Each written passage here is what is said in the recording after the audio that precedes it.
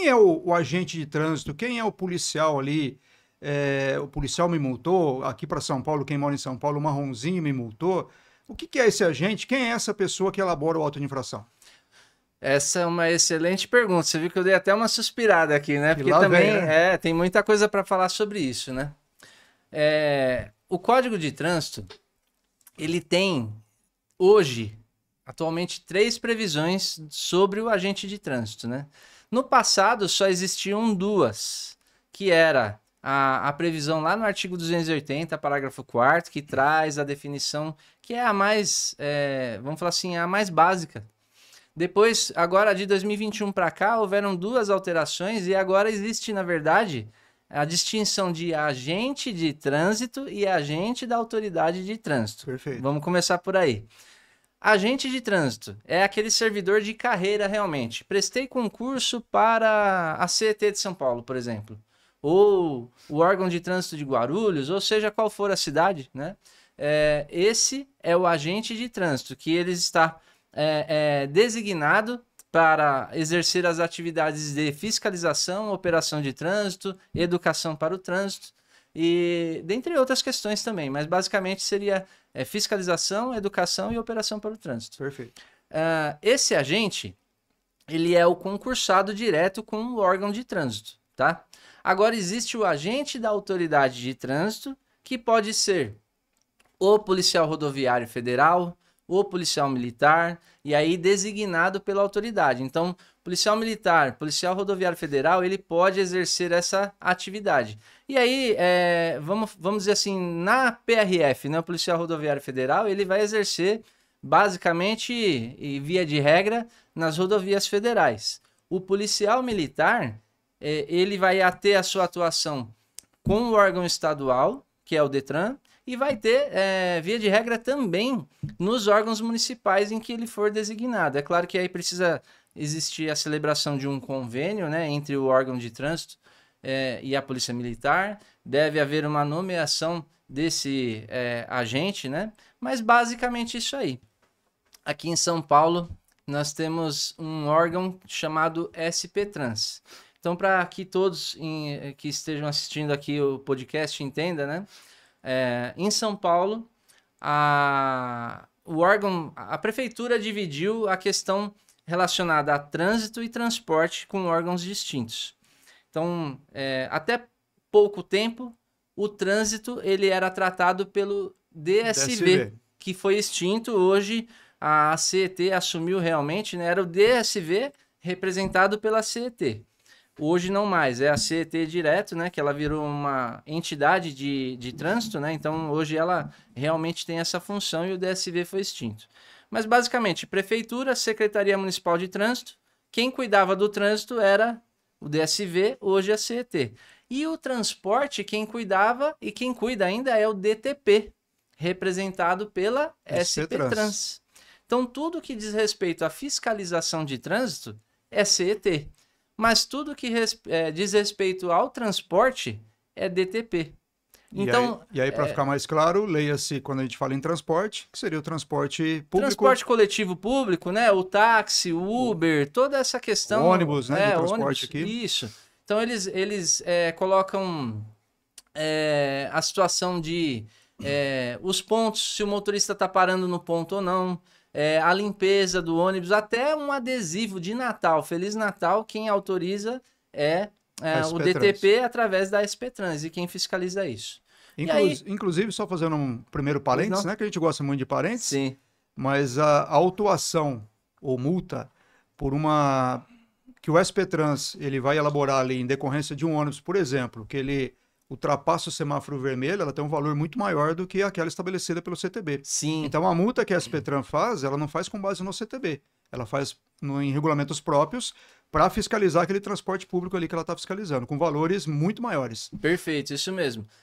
Existe um regulamento próprio para esse tipo de fiscalização de transporte e são valores bem altos mesmo. Mas, enfim, falando sobre essa questão...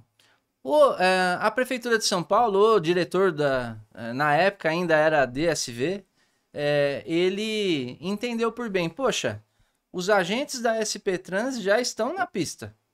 estão lá para fiscalizando os ônibus.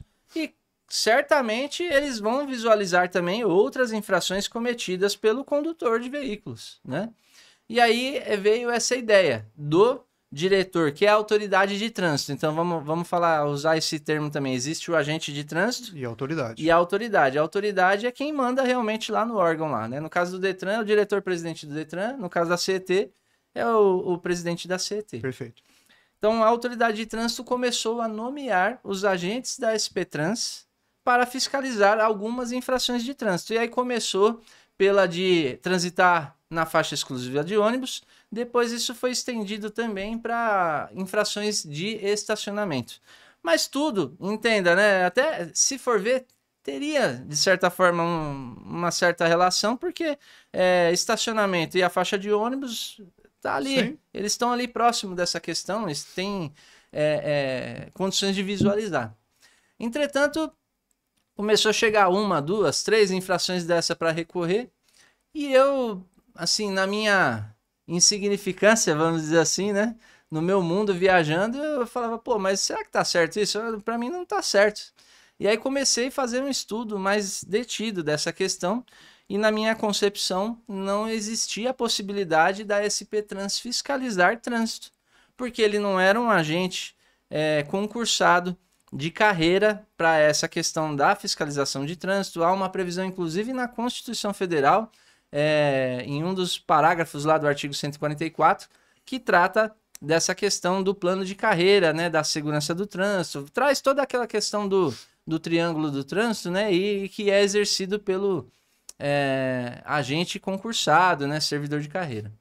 E aí eu fiz um recurso até a última instância, né, no CETRAN, e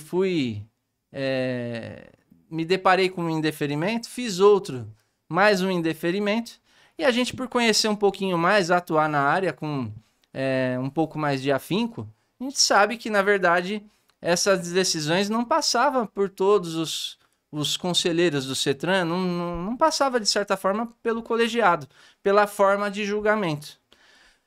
E aí eu pensei, como é que eu vou fazer isso? E daí veio, inclusive, um dos meus cursos, o jargão foi: aprenda a cancelar milhares de multa com uma única petição. Sim, né? Eu lembro disso daí. E aí foi justamente através de uma consulta. O artigo 14 do Código de Trânsito trata do CETRAN e das suas competências, né?